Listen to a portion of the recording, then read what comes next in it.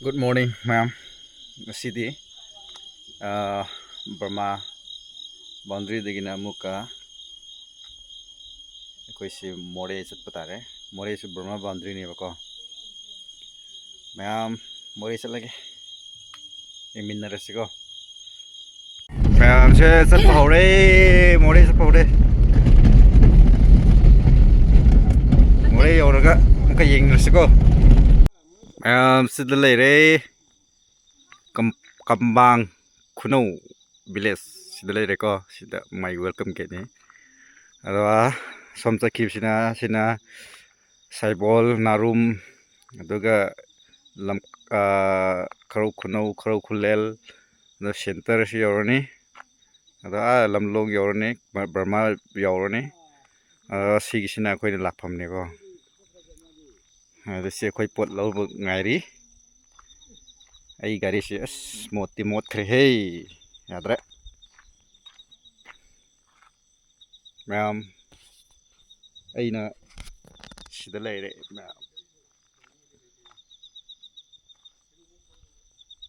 ma'am ngai min rase ko wait to more sing ngai min rase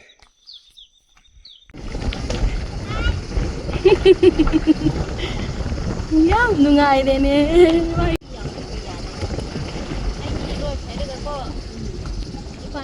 Si Lebi ore. Ai nupa na sida thong. Lebi ore lebi. Nakke. Sida ai na video namme. Lebi lambi do ha. Horen more yo baganda muka thengnarase. Lakong jing da koi muka jaksana bahonari si jingyen thonge sigisna langkhong jing da ma'am sarage saksarage sarage ma'am silene jingyen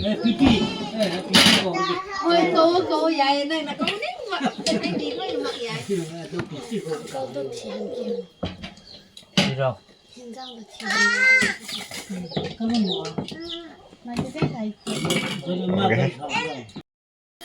sa balo re hojik chalani moi da ko kilometer 3 minute kam khodeng ta bitok ka dora yam bazar ya udore ko Teng Thabi ai hai cái tàu sợ mana hai cái nang sa ya na ya wa ai drive tau khodeng thabi ore khodeng thabi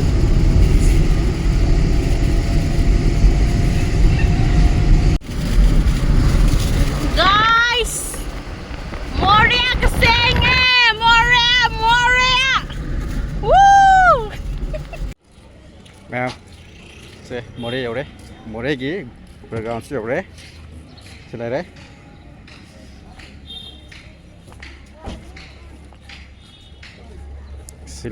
silai belten pata ko hunau silai re more bazar si arum gitu sangbe adre sendo in honge silai re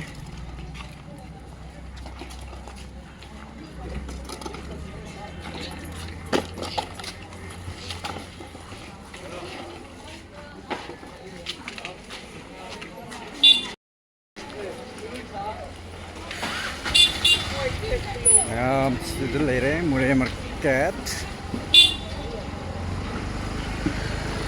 Oke, ma'am. Market double lere.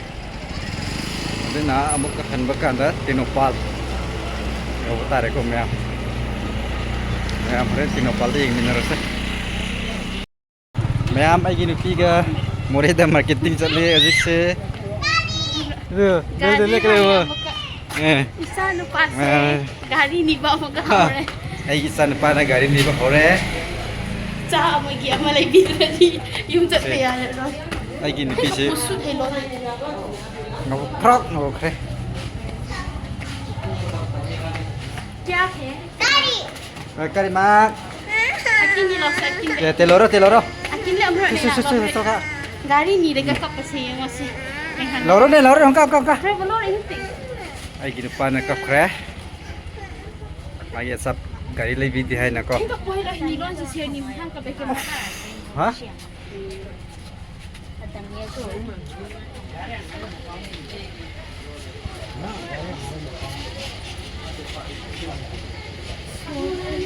Mày thơm lại đấy. Mori market story hozuk se.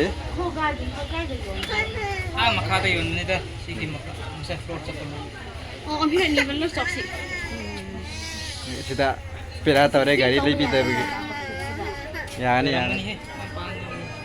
Ini ni balo soksi ini. Lah.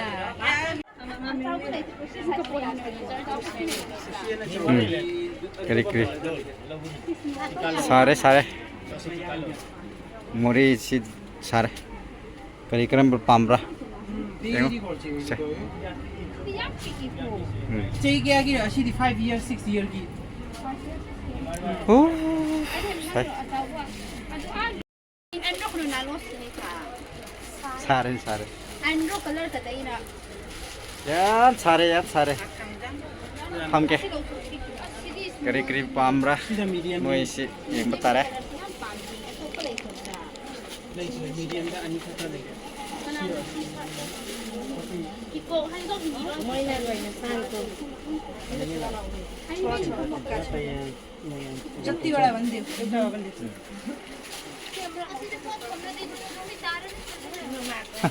Kinnow मागो हैन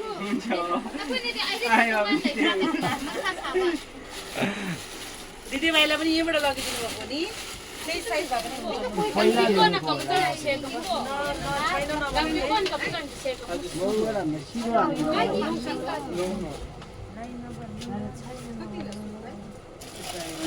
देखाको पनि छैन मतलब सो गरेको शूलाई मसी हुआ था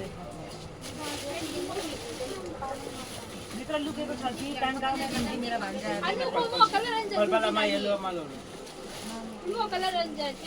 मसी एक जोडी अब लगिदिनु नसा से हो Aigi nupi sina.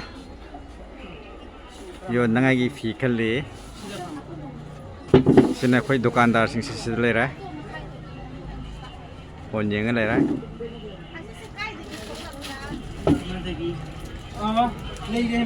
यो नंगाई निको म्या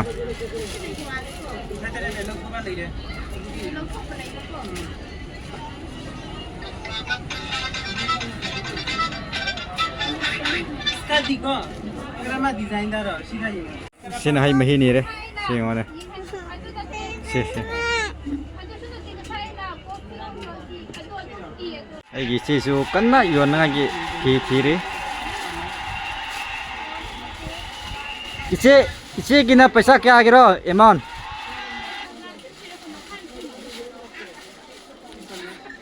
iron gina kya agiro amount okay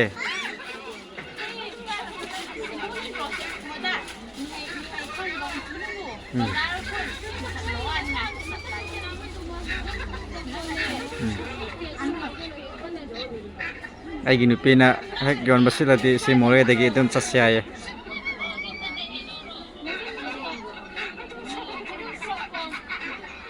adum low batara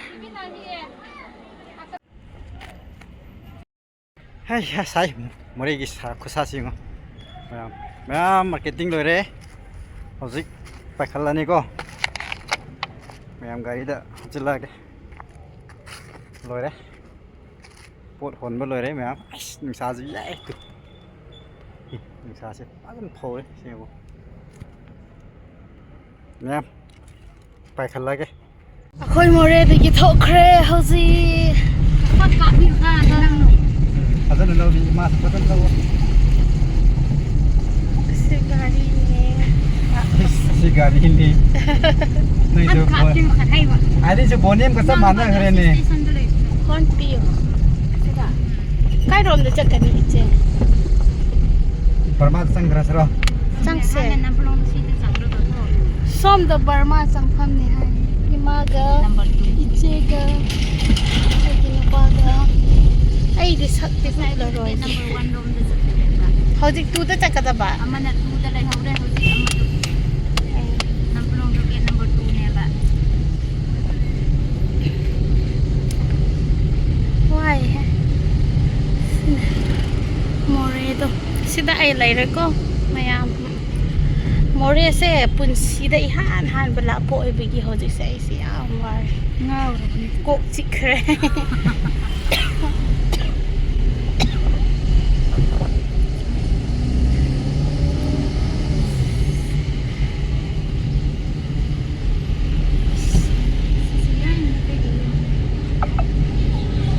aduda loisilage horen ada amuka utlage ก็อีปวดลมลูกเจ้ากีบริสเรทองตุเลยเรทองตุเลยเร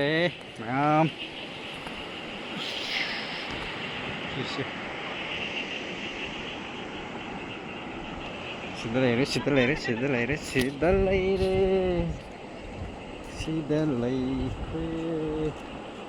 เรดูสิสิใช่มาหาหนักอะไรบะทงชนะสงดเลยเด้ Tete nang kigari to thoro osom do na problem se. dah lihat ari bะทงdah makar Adi le ko adi pute paya de. Foto kap kise. Vlog do rento. Susto. palel nyore palel hojik palen nyore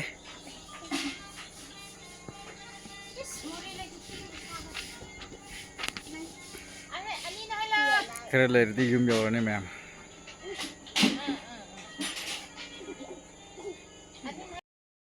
Okay, ma'am, yum nyore as more ku sa de lo re hey ma'am sil mun yum nyore daga posu piron kra su kra yo ngai pore ma'am daga su yum nyore ma'am ai se gari se kra samthok ki ge ko ma'am ngsi ge di ai blog se ngsi ge se amuk ko re more gi ore ai yum se sine ko ma'am ma'am bye bye good night hayang amuk ko na ra se